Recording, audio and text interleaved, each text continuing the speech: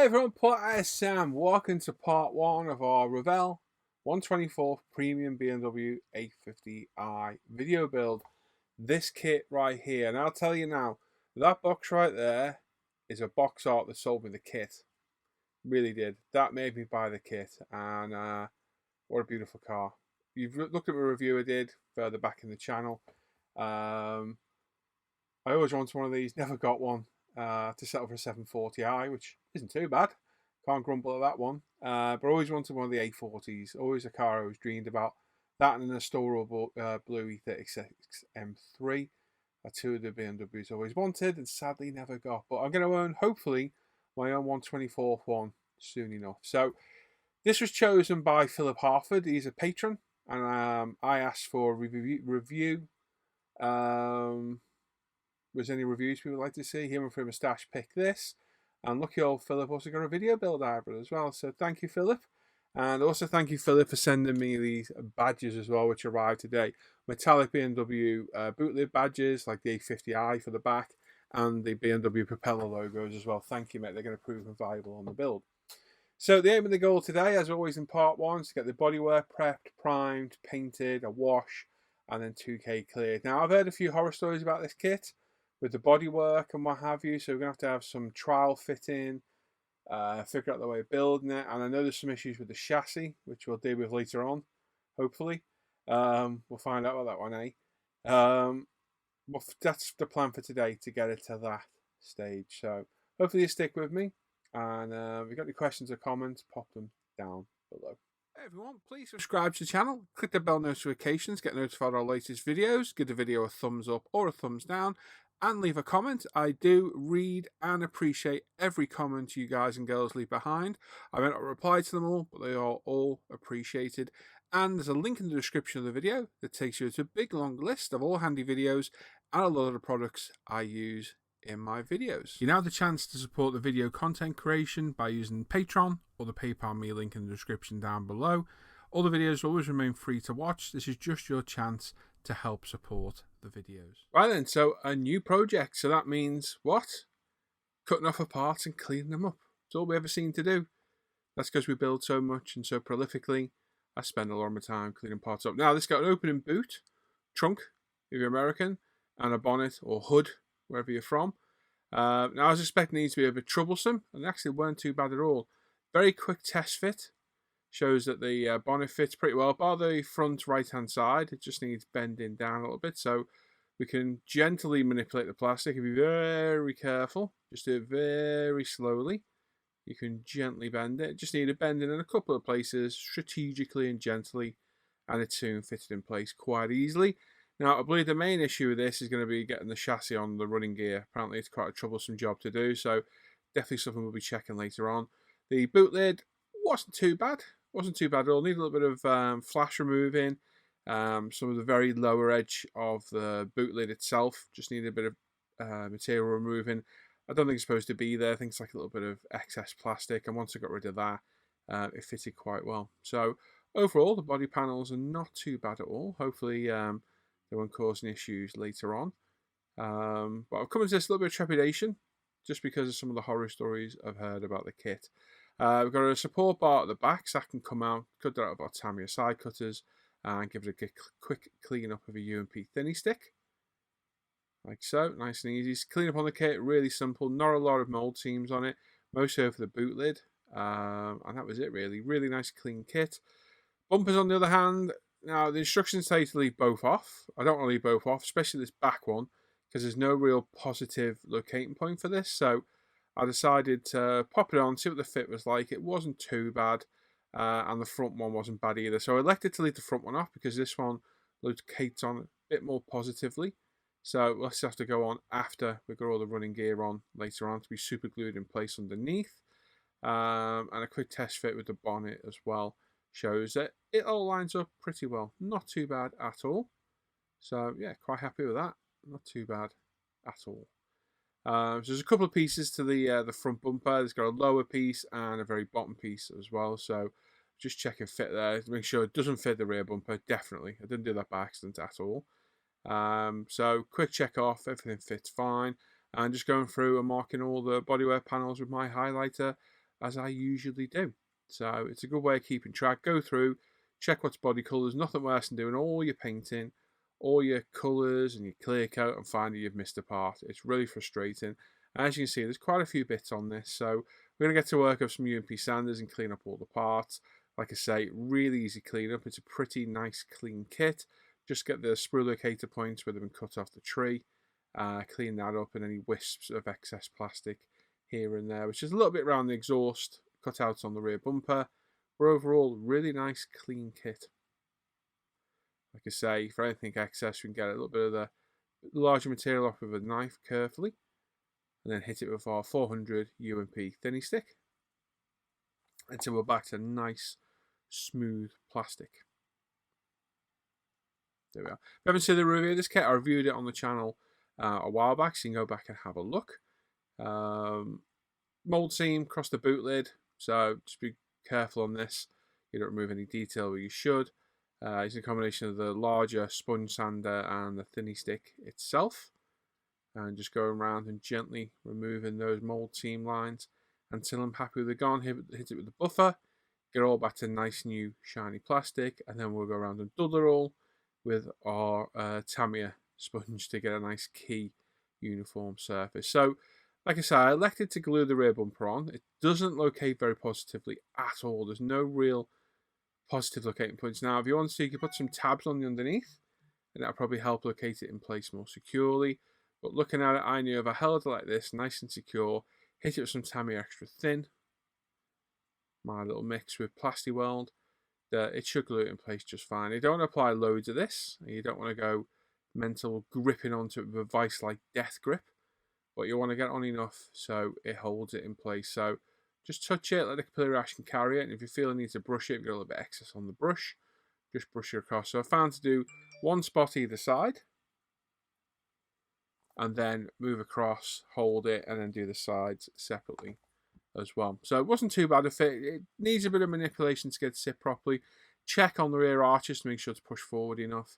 But this didn't go on too bad at all. This is one part I was looking forward to.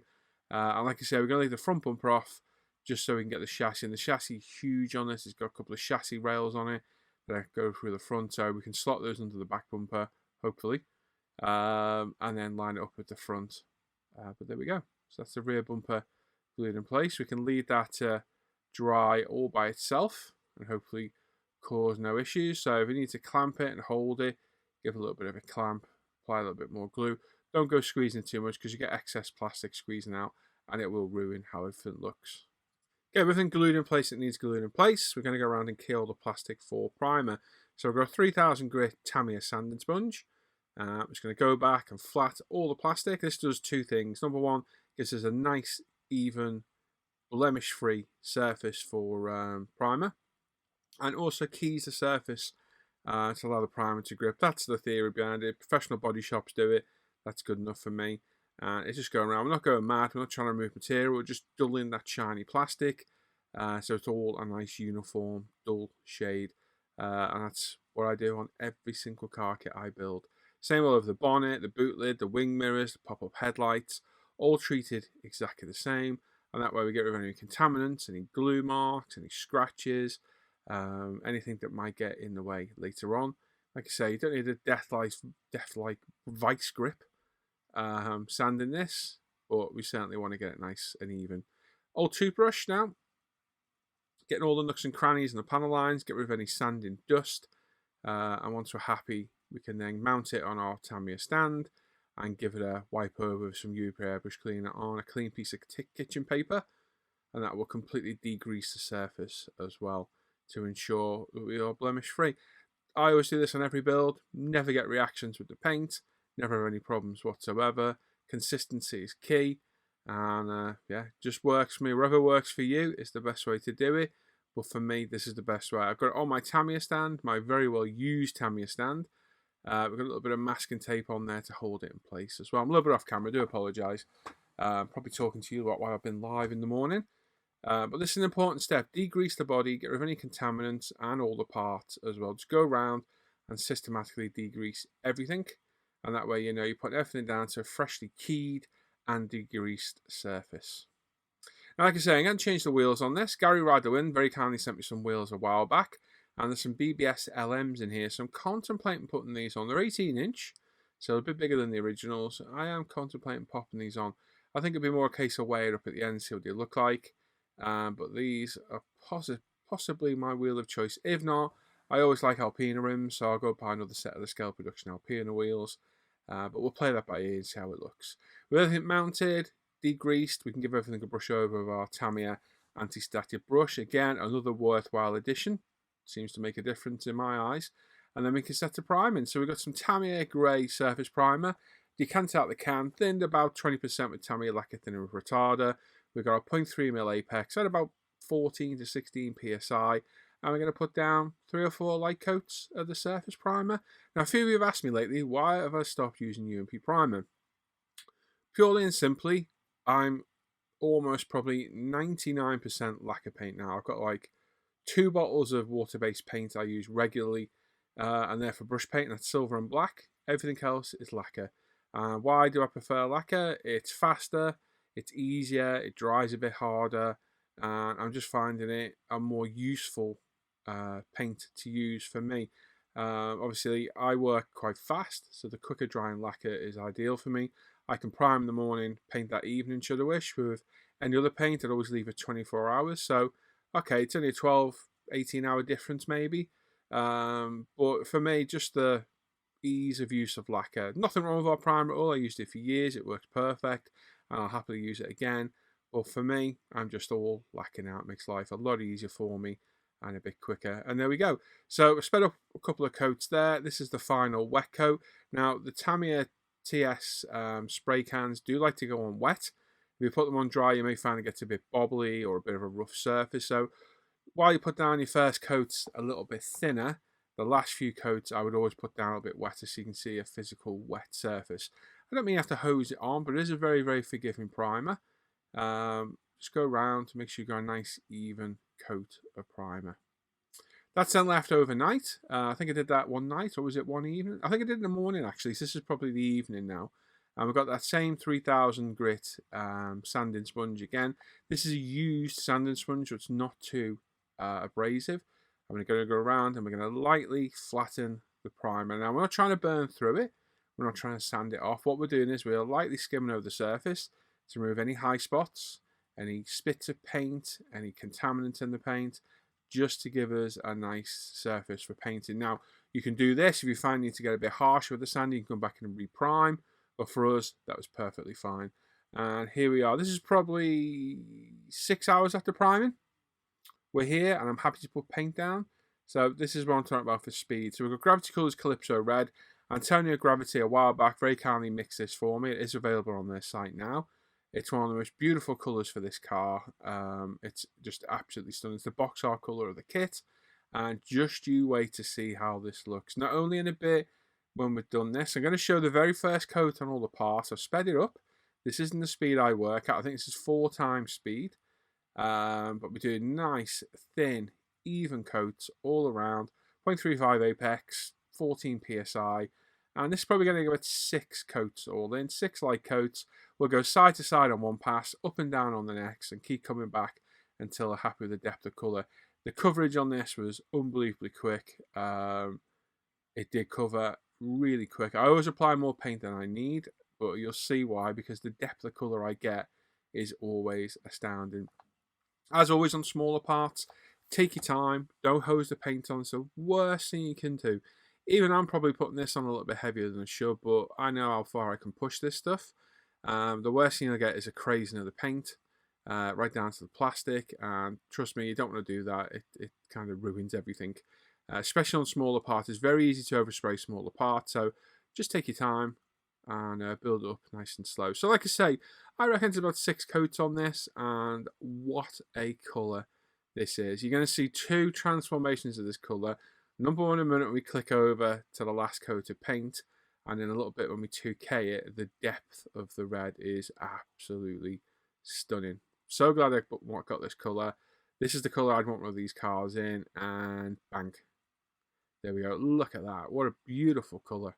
Look at the depth of the red. Absolutely stunning. So like I say, about 6 coats later, Probably about an hour and 20, hour and 30 minutes of painting, just slowly building up, giving it 10 minutes between coats, coming back, a nice other thin coat, and just absolutely stunning colour. Wait till you see this clear coated, it's even more beautiful clear coated. It gets all its depth a little bit later, but all you need to do is take your time. Patience is key. Patience really is a virtue in this hobby.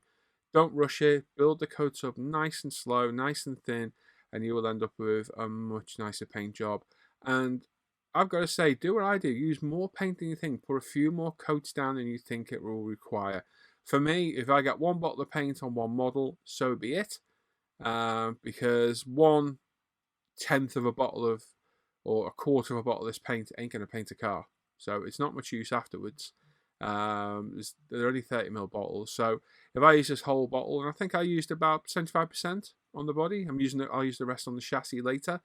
Then so be it. I'll happily put extra coats down, and I think my paintwork always shines through, pardon the pun, with depth and clarity, and you'll get that with the amount of paint. I'm not hosing it on, I'm just putting lots and lots of thin little coats down, and I think it really does pay off in the end. So, like I say, a good hour and a half work here doing this, just slowly building it up, putting it away, coming back, another light coat. You can leave the paint in the paint cup should you wish. Just make sure you backflow it or use your pipette to suck the paint back up and blow it back in to make sure you mix up all the metallic particles. But you've got no problem leaving your paint in the colour cup at all in that time. And make sure you blow it through as well. So in other words, blow a bit of paint through. This is the next morning, and we're going to hit this with a Tamiya panel line wash. I'm just going to go straight black on this. It's a nice dark red colour, and I'm going to do every panel line. There's some panel line strips across the centre of the doors, a big one on the sill of the car. There's one over the roof of the car. We're going to do inside the bonnet shuts on the edge of the inside the bonnet and inside the boot as well. And it's a case of just going around with the wash. I haven't thinned it. I've just go straight out the bottle. I'm just going to put it on. We give it 40 minutes or so to dry. Remove it with a cotton bud and some Sansador. I recommend using Winsor Newton Sansador. Never had an issue using it on lacquer paints at all. It's always been very reliable. It's not the cheapest, but a bottle of it will last you a long, long time. Like I say, leave that half an hour, 40 minutes, and come back in and wipe it all off. And again, go around all the separate parts as well. So the bonnet, the boot lid, anything that, if it hold a wash, put a wash in it. That's my motto. So yeah, that's what I do. And yeah, just take your time, work your way around slowly. There's no rush here at all. A little bit zoomed out, but at least you can see everything. And just what a wonderful colour it is. Absolutely beautiful. This thing's going to look absolutely awesome when it's done. I just hope all the chassis fits and everything works well. I guess it's something we'll find out later on. Tamiya panel line washes again. Enamel wash over lacquer, no issues at all. Just take your time. It's one of the biggest bits of advice I can give anyone. Take your time. So this has been dry now for about half an hour. So we've got a nice clean cotton bud with a bit of Sansador mineral spirits on it. And we're just going to gently rub over it. No real pressure. We don't want to take the wash all out. We just want to get rid of the excess. So I look for the big spots where I've touched the brush onto the model and wipe them off. We get a little bit of mineral spirits on the body. And then we can come in a second or two with a nice clean piece of tissue and just gently wipe over to remove all the excess wash and the mineral spirits themselves. And if you've got another piece, get the cotton bud again, go over it, hit it with the tissue, and just do that all around the body until it's all nice and cleared of the wash. Now, one thing I would recommend is when you think you're done, put it down, pick it back up, and look at it again, because I guarantee you'll have missed a bit. I do it so often, it really annoys me. So pick it up, put it down a couple of times, keep using the angle of the light to check it, and just keep checking and checking and checking to make sure it's gone. Now, no idea what I'm doing here now. What are we doing? We go for the mounted, ready for 2K. But first of all, I'm going to paint the 850 emblem on the back. So Philip Harper very kindly sent me a load of decals for this, some nice metallic decals. So thank you, Philip. Absolute legend. So I thought what I'll do is I'll put some Model Air silver in a paint pot, and we'll just touch it on with a cocktail stick, the flat edge of a cocktail stick. And that'll just give us the outline. And once we 2K'd it all, we can put the metallic badge over the top and it'll look spot on. So Nice little tip. You can use a brush if you want, but in my experience, a brush will just put the paint everywhere. If you just touch the paint with the cocktail stick, it'll get on the end of it, and you can just very lightly draw around the raised letters like so. So nice little tip is the word I'm looking for, or trick, whatever you want to say. If you do get any excess on, let it dry and hit it with a cotton bud or a cocktail stick. Remove the excess later on. But yeah, thank you, Philip, for the badges. Got a nice 50i badge and some nice metallic BMW logos as well from him. Like I say, get one of the pointed cotton buds I have in my list, moisten it, you can wipe off any excess paint as required and add more if needed. So the next day again, and we're in the spray booth. We are wetting the kitchen paper. Everything's been emptied out the spray booth. We've got a fresh filter. The room was hoovered the day before. So what we did today is we popped the fan on the extractor. The windows only open a crack. I wet all the bottom of the spray booth and everything is out. I've got double gloves on, skin's covered, face is covered with my overface respirator. And we're going to mix 9mm of clear. Now I did use a tiny bit more. I had to mix a little bit more off camera. I probably used 10mm, maybe 11mm of clear in total. So it's 3 to 1 to 1. So this is 9mm now. So this is 9 to 3 to 3. And I had to mix another 3 to 1 to 1 later on. And I barely even used any of it. Just needed it one quick last blast. So yeah, it's a bit of a pain when you have to remix it and waste it. But at the end of the day, I'm going for the optimal finish. So the cost of the 2K is negligible for me in ensuring I get a good finish. So you have to waste a little bit of paint every now and then. So be it. Because unfortunately, once this stuff is mixed, you can't put it back in the bottle. So make sure you mix it. So we put we put 9mm of clear in there. We just put 3mm of hardener in there, the activator. We give it a good mix up. We throw the pipette away. We got a fresh pipette, and we're going to put in 3ml of the thinner now. Don't use a pipette because you contaminate each bottle if you do. Put the lids on everything, get everything out of the way nice and safe. And then give this a good mix up. It will go cloudy once the thinner goes in. We'll just keep stirring it until it goes crystal clear. And you're all good to go. Now, like I say, I always say this, I'm assured that this doesn't need straining. But me, I just occasionally get dry, crusty bits of the activator hardener around the rim of the lid when I take the lid off the bottle. So for me, the 5 seconds it takes to quickly strain it is worthwhile. Getting a crusty bit. Nobody likes crusty bits flying into your finish of your paint. So I just strain them with a 190 micron paint strainer. All these products I use are in the description of the video, all listed. You're going to go down there, you can have a look. Some of them are on my affiliate store. And here's our paint with our freshly washed body. Now again, Tamiya anti-static brush. We're going to go quick wipe over all the body in the vain effort to keep the dust down. But hey, it's the stickiest substance us modelers will probably ever use this stuff. And it does attract dust. First coat, a tack coat. So we just put a light coat down. So basically, you'll just see a very light, terrible satin matty finish going on. You see it there, look, it looks awful. And that's fine. We just want a nice tack coat. We'll leave that for 10 minutes to off-gas a bit, and it will go super, super sticky. That way, when we start putting our wet coats down, subsequently, each one will be held by the tack coat, and it really reduces the risk of a paint run. So this is a fine line between getting the right amount of paint down that the finish looks perfect and putting too much down and ruin it with a run. If at this stage you get anything landing it, you can grab it quickly with your tweezers. But you also want to put enough down to lose any orange peel, because when you're finished at the end of this, whatever you're left with there in front of you is how it's going to dry. So you want a glass-like finish that isn't too thick, it doesn't have runs, but has enough paint on there to get rid of the orange peel. So it's a fine line. It's not something you're going to pick up overnight. Even I mess things up from time to time now. You can repair some of it later with polish and compounds and flatten it with sandpaper. But to make life easier, you want enough down to get rid of the orange peel.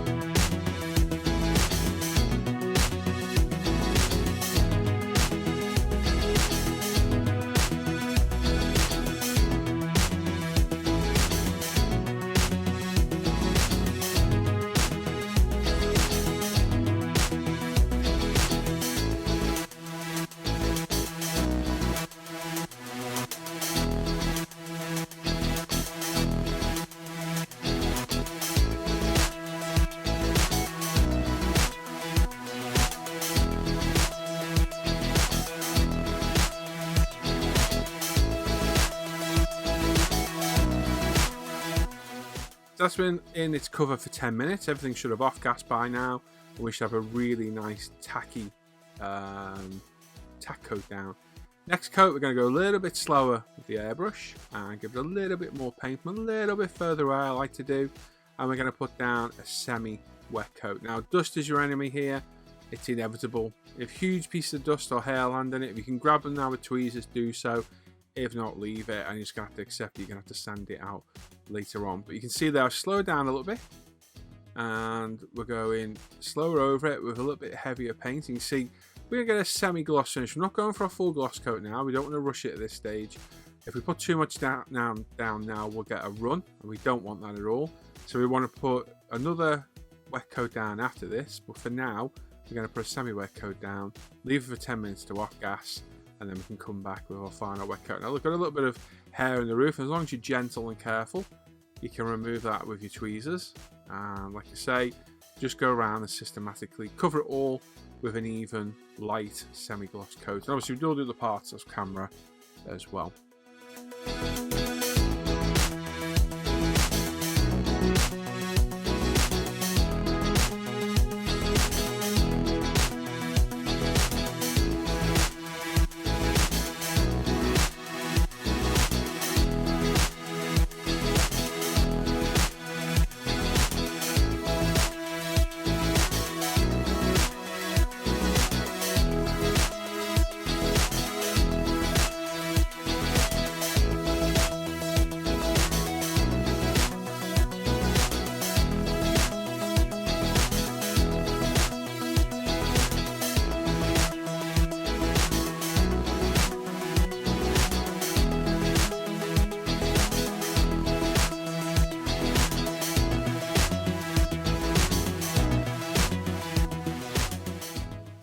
Right then, another 10 minutes has elapsed, and here we are. So look at that, we're already getting a nice surface there.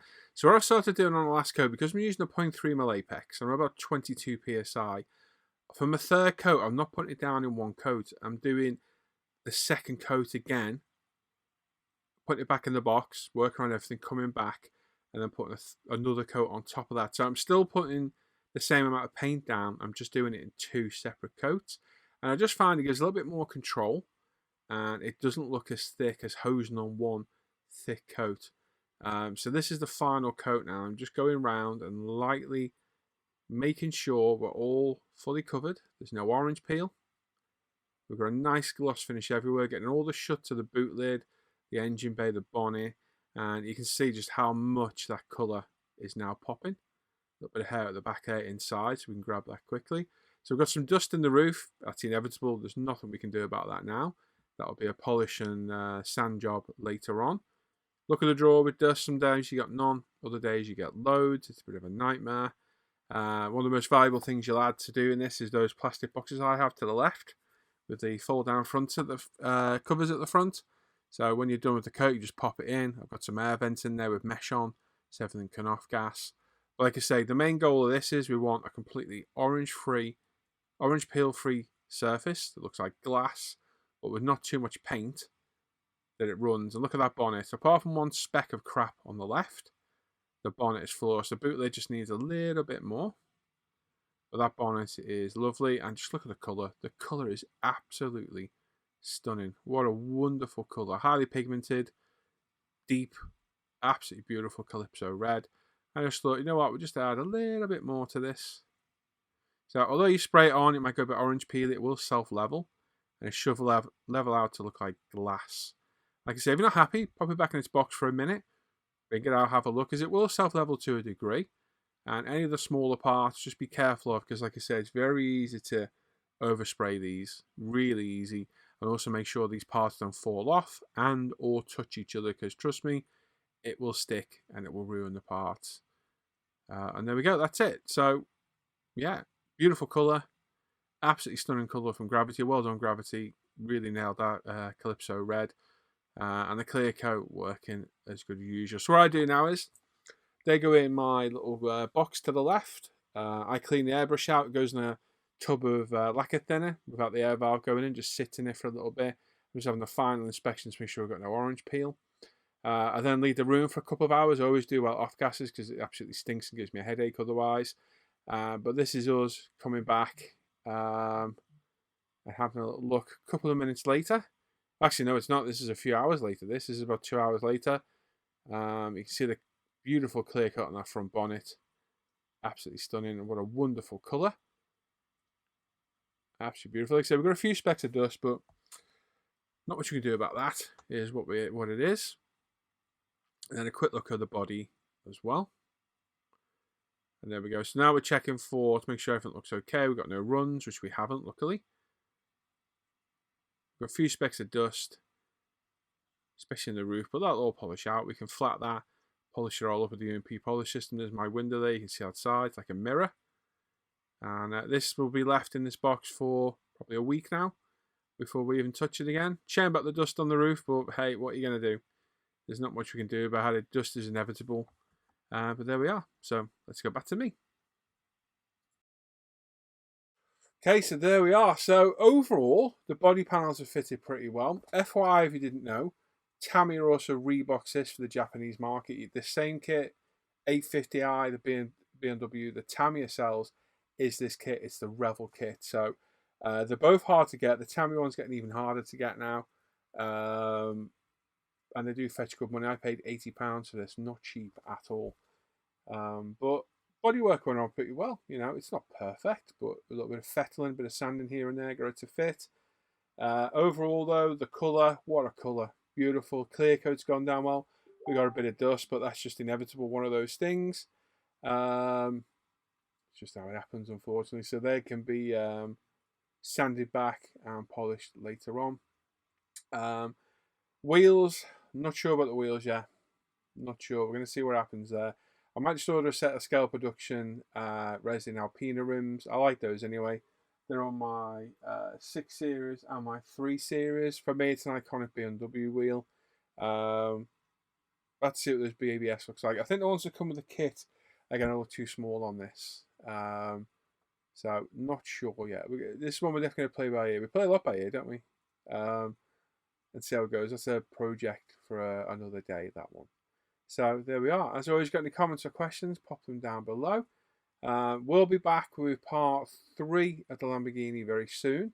You've had loads of videos off me this week. There's been one nearly every day for the past 4 or 5 days. And I've still got part 3 of the Lambo to do. And part 1 of the Model Factory Hero kit coming up as well. Oh my god, what have I let myself in for? If you've not watched that review of the Model Factory Hero kit, you need to go back and watch it. It's an epic kit. It's going to be an epic journey over quite some time. I'm probably driving around the bend at the same time, but hopefully we'll finish it at some point and be left with a very nice looking car build. Yes, you can come with me and we'll share that progress together.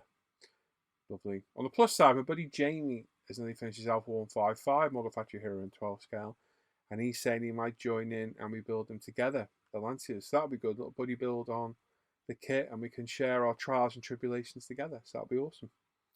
There we are. Anyway, go back and watch all the videos from the past week.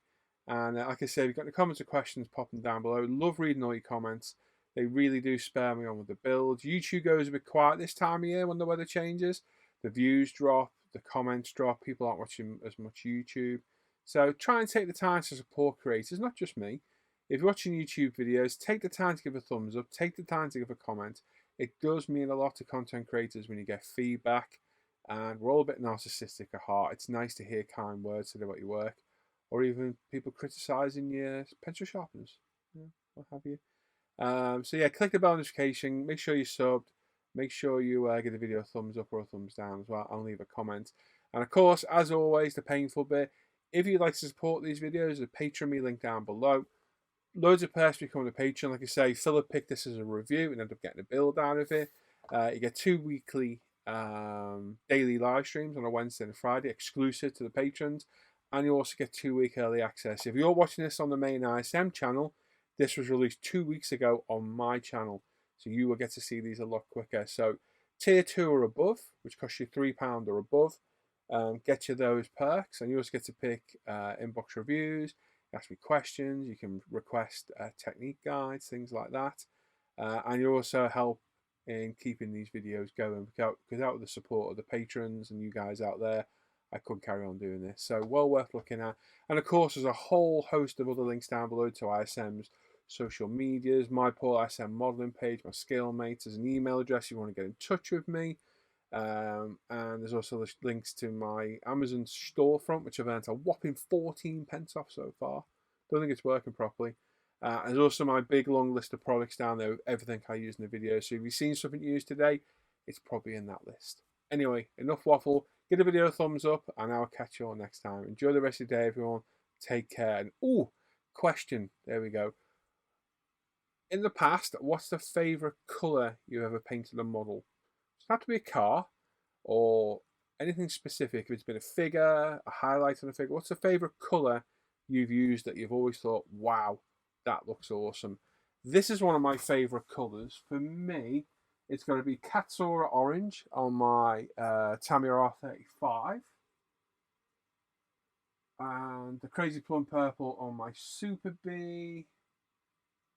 And the Oak Green on my Porsche 911 Singer. I think they're some of my most favourite colours so far. Let me know in the comments down below. Alright. Enjoy the rest of the evening, everyone. Take care. Bye-bye.